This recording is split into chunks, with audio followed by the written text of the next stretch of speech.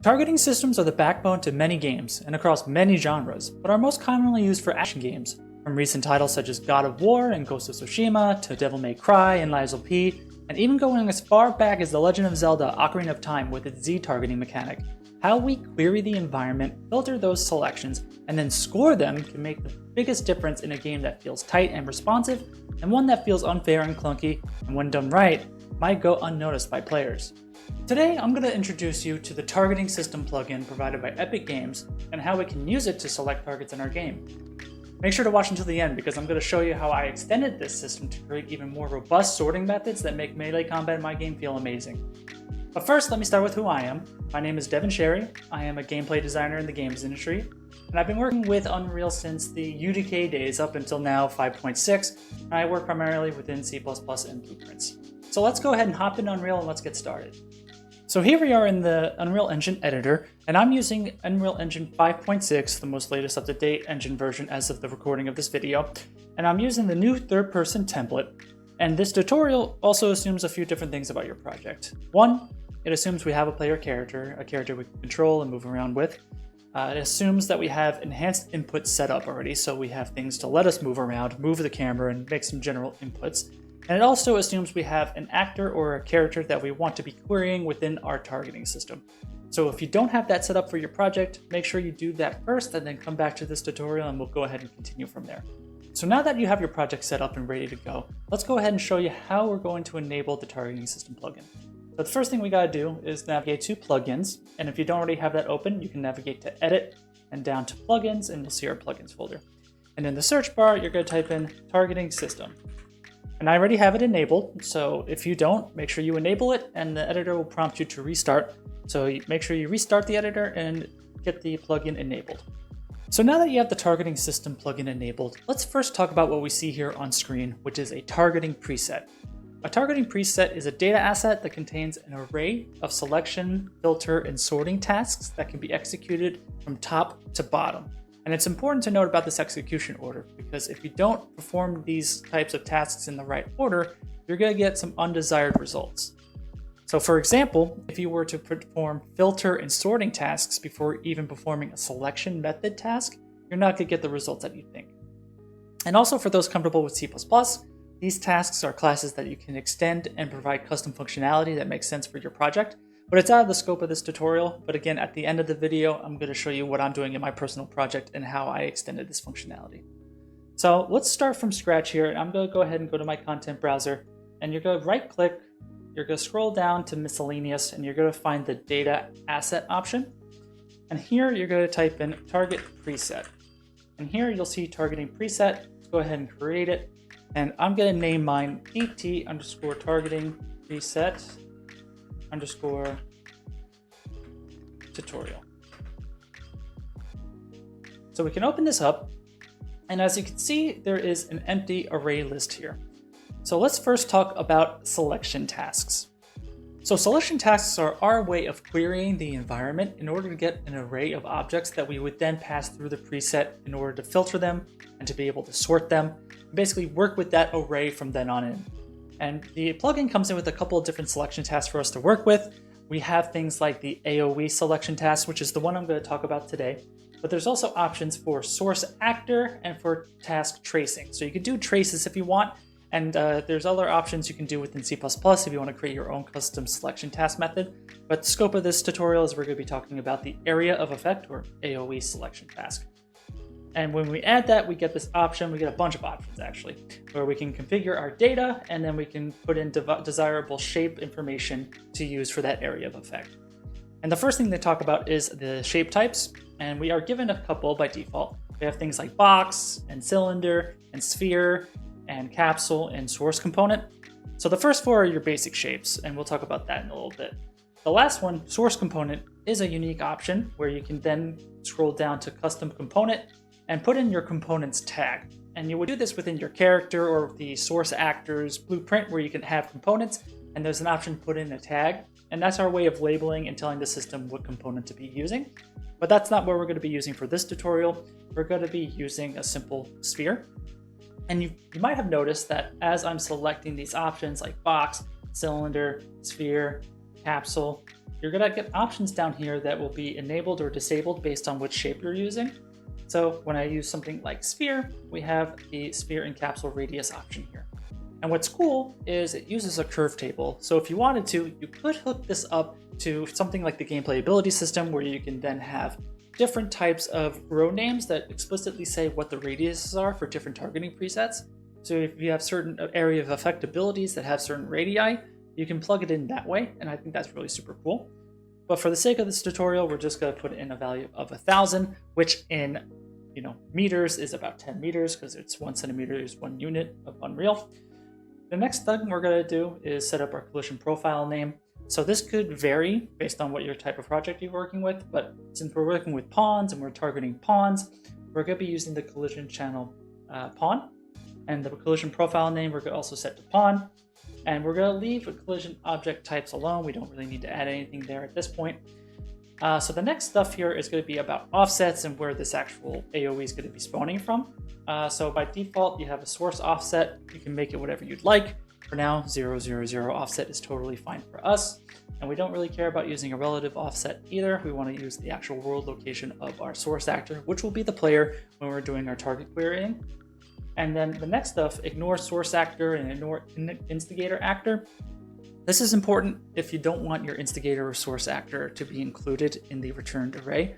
We'll talk about this a little bit more when we start talking about filters, but there are cases where maybe you would want to have a player. The instigator spawns a turret or some pylon or some prospect that then is used as the source actor that then generate the sphere around that. And so you might want to use ignore source actor and ignore instigator actor in those use cases because they could be two different things. It may not always be the same actor. And then here you have trace complex that uses the complex collision checks versus the simple. For now, simple is going to be fine. So let's just make sure we enable ignore source actor and ignore source actor and instigator actor, excuse me.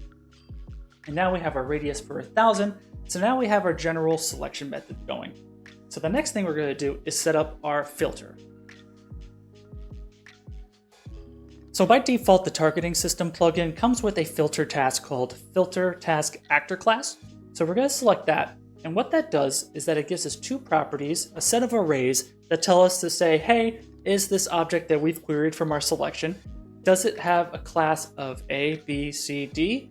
And then under required, if it has that class, we're good to go. But if it's under the ignore actor class, that means we're going to ignore it and filter it out. I'm going to show you later what this will look like when we don't filter, but first we're going to set up the proper filtering. And so with my project, and assumingly with yours, you'll know exactly which classes you want to filter with. So my requirement is going to be my enemy class, and I'm going to show you what that looks like as well. It's the third person character enemy class. So I'm going to go ahead and save that, and I'm going to open that up for us real quick. And it's simply just a duplicate of my third person character. I just made them red, and you'll see them here in our level. So these are the guys that I'm querying for, right? And for ignore actor class filter, we don't really have to worry about anything because if you remember, under our data, we set it to ignore the source actor and instigator actor. So we're okay in this instance, but there could be potential nuance with your class system. So maybe you have a root shared character class, and you want to say that's a requirement. But then you have subclasses where you would want to say, okay, this class of enemy type A, B, ignore, but of class C, grab them, their requirement. So that gives us the power to control that stuff in those nuanced situations where you might have a shared upper class, and then the children are diverse enough to where you would want to have them filtered in certain ways. So now that the filtering's done, let's go ahead and move on to the last one, which is our sorting. So now last but certainly not least is our sorting tasks, which by default, the plugin gives us one for distance. And this sorting methods, these are where you can get very nuanced and unique sorting methods. And I'll show you a little bit more at the end of the video with my custom project, because I'm able to sort based off input vectors based on where the target is versus where the player is moving their joystick. And I'll show you a little bit about that later. But for now, we're working with distance, and we can select that method and we can open up targeting sorting and sort by distance data. So we're gonna leave everything by its default, but a little bit about what these things are. So if you want to have ascending or descending order, you would want to mess with this property here. And then you have stable sort, which is slightly slower, and it's a sorting algorithm that you can use. But these default options are exactly what you need, so let's not mess with them. So now that our targeting preset is complete, let's just break down one last time what we're doing here. So the first one is our area of effect selection, our selection method that gathers all our objects together, and so that we can get that array list and work with it going forward. So again, we're using a sphere, we're checking for pawn collision trace channels, then we're filtering for our enemy character, and making sure we're ignoring the source or an instigator actor, which will be the player at that point, and then sorting that based off of distance. And we're going to go ascending order so that the closer the one is at the top of the array list. So now that the targeting preset's done, let me show you how we actually execute this targeting preset and then work with the returned targeting handle to get the results that we want.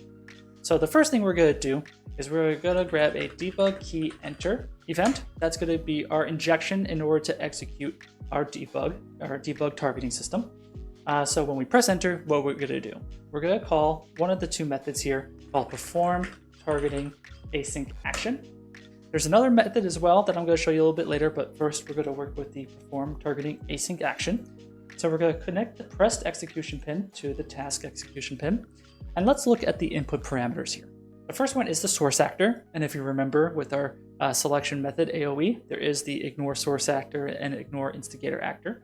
So our source actor will be self, which is the third person character, the player character. Next, it's asking for our targeting preset. So let's go ahead and put in our targeting preset tutorial here.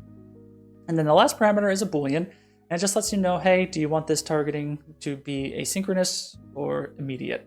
So in case you have performance concerns, or if you think a targeting request can be done asynchronously and you're not relying on the immediate data, then you can go ahead and enable that flag. But for now, we're just going to do normal, immediate results. And with this targeting task, we have a targeted callback execution pin, which returns us a targeting handle. So in order to read this targeting handle, we need to get access to the targeting system subsystem. So if we type in targeting system, you're going to see get targeting subsystem.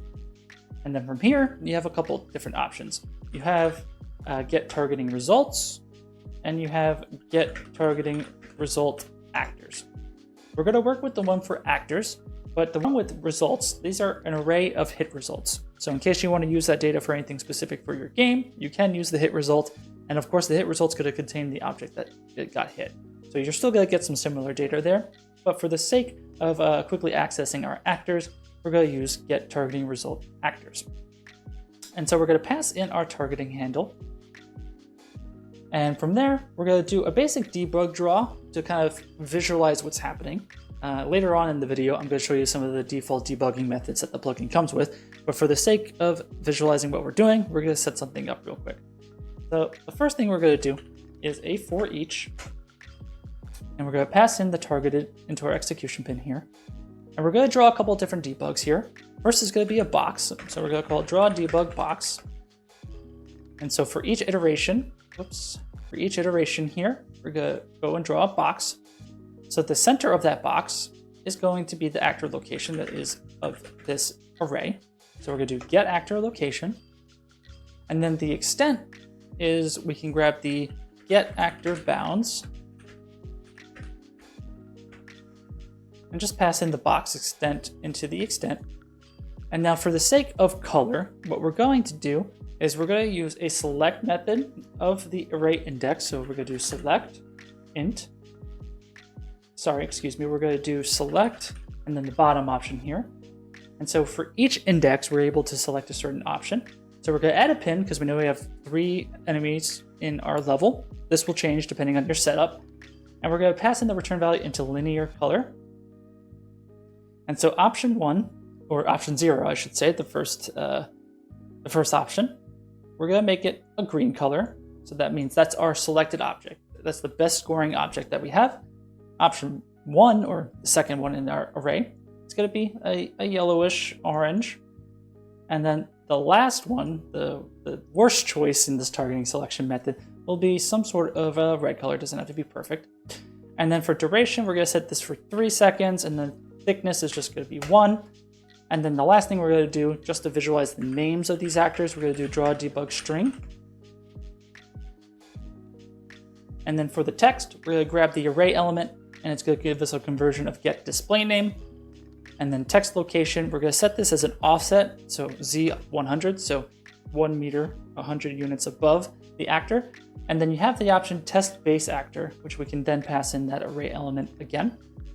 And then I'm also going to pass in this color into text color, and I'm going to set the duration to also be 3 seconds. So now if we compile, and let's review what we're doing. So first we're going to be pressing enter, and when we press enter, we're going to be running that targeting preset that we created. When it's done, it's going to give us a targeting handle that we can then read via the subsystem to get the results of the actors in that last sorted by distance order. And then we're just iterating over them, drawing a debox over them, and also the debug string of their actor name. So let's see if this works. So we're going to play, and now I'm going to press enter, and there you go. So technically it seems I'm closest to this guy. So if I press enter again, I'm closest to him, second closest to him, and now if I press enter again, I'm now closest to him. He's second closest, and now he's the least closest. And then one last time, we press it, and then we get closest to this guy. So now, as promised, let me show you what happens when we don't set correctly that filtering task like I was telling you earlier. So let's jump into our tutorial preset. And down here under required actor class filters, let's go ahead and just delete our entry for our target enemy, and we save that. And now when we play, we press enter, and now we're getting all of these objects being drawn. We're getting things like our characters and our enemies, but we're also getting static meshes and all these meshes that are around us within that 1000 unit radius. Obviously, you can use things within the tutorial preset under the data here for the collisions and set things up here. So if you were to set things like object types and just go to pawn, it should already defaultly filter things out for us. So now we're back to normal. So you could do a couple of things to kind of narrow down our searches based on the data that you provide. But using that final filter for actor class option is just a kind of a guaranteed filter to just make sure you're not getting any objects that you don't really expect. So let me put that back to enemy, and let's just confirm that everything still looks good. So I press enter near this guy, he's still green. I press enter near this guy, he's now green. And now I put myself to this guy, and now he's green. So before we go, let's talk about a few more things. Let me first tell you about that secondary method that you have. And down here in my blueprint, I already have this already sort of set up, but it is a custom function that you can call from the targeting system subsystem called start async targeting request. And it does the same thing as the async task, except you have to provide a little bit more information for the in-source context, which is a struct that contains a different set of data parameters. So you have source actor and instigator actor. So at this point, you should be very familiar with what those are. You have the source location. So the source location is what you would be able to use when you have these things like default source offset. You can provide a location there and then use this value as an offset to that location. And then you have the source object in case you want this to be, from that spawn turret or from that spawn prospect that I was mentioning at the very beginning. And you can also provide a socket name if you have some specific skeletal mesh or something that you want to connect it to. And so it does the same exact thing as this one above here. So let me just cut and paste this debug enter here and do this start async targeting request. And instead of a callback execution pin from this task, it's a function call that gives you a delegate callback with that returned request handle. So just like before, we're using the targeting subsystem to read from that handle the results of those actors. So if I compile and hit enter, we get the same sort of results, right? So all good and all working the same. So now let's move on to our debugging methods. So when it comes to debugging your targeting requests, the targeting system plugin comes with a bunch of console commands that you can use to kind of get more details and data about your targeting requests and their handles. So like all documentation that Unreal has, there's documentation on this plugin as well as the documentation for the debugging methods. So I'm going to include both the base documentation and the debugging documentation into the description of this video. So make sure you check that out, read it through for more details and more accurate depictions of what these things are doing. So just to show you a little bit of those console commands, I'm going to play in my game here. And I already have them kind of queued up in my console command, but you make sure to press the tilde key to open up your console command prompt. And you have options like show debug targeting system. So now you have this information here about immediate targeting requests and async targeting requests and a little bit more data like that. It might be hard to see, so forgive me, but when you start using this locally, you'll see more of this information. And so what you could do next is enable targeting debugging. So make sure to put a 1 at the end of that. And the full console command is ts.debug.enable targeting debugging and then space 1. And so now when I press enter, you're going to see my targeting requests, and you can see the filters and the sort by distance and then the final set of targets. Again, apologies, the text is a little small, but you get more or less the idea here. And then what you can do as well is you can clear that targeting request. So that's ts.debug.clear track targeting request, and then a 1 at the very end. And then the final one here that I'm going to tell you about is ts.debug.total debug recent request track. And so you can set the number of track requests. So if I were to set this to 3, by default it's 5. But if I were to press enter once, twice, 3 times, and then press it again, it's going to reorder our stuff based on the newest request. Honestly, when it's full screen, it looks a little bit better. So apologies for the mess of the debugs. It's just how these ones are by default. But it gives you, again, insight about what these targeting requests are doing. It steps task by task exactly what it's doing and giving you information about it, which is super cool and it's super awesome. And so just a reminder, in the description, you're going to get more accurate information from the documentation from Epic. So now that we have a good idea about the targeting system, let me show you what I'm doing in my personal project that kind of expands this even further. Now to close out this video, I wanted to show you how I use the targeting system plugin for my project, which is an action type of game with melee-based combat. And so what I'm doing here, I have my character and I have a bunch of test dummies that I can use against. And as I'm attacking, you see my debug showing information about where I'm targeting and how much the score is per 1. And the unique part about this targeting system aspect is I created a new selection and sort methods that allow me to sort my targets based on the input vector versus the direction vector of which that target is in it. So as I'm moving towards a target, I select that target more likely. And there's some differences in different distances and whether or not a target is valid based off if they're on screen, and a couple other different factors, but I was able to get it to work in a way that feels really nice. And I bet you guys can do something very interesting with your targeting systems as well, as the plugin is very, very flexible and can do a lot of interesting things with those basic filter classes and those sorting classes and those selection method classes. So if you enjoyed this video, make sure to give it a thumbs up, make sure to subscribe to me on YouTube, and also I'll send a link down below to my Twitch channel where you can watch me live as I work on this project that you're seeing here. And so I'll see you guys next time and enjoy the rest of your day.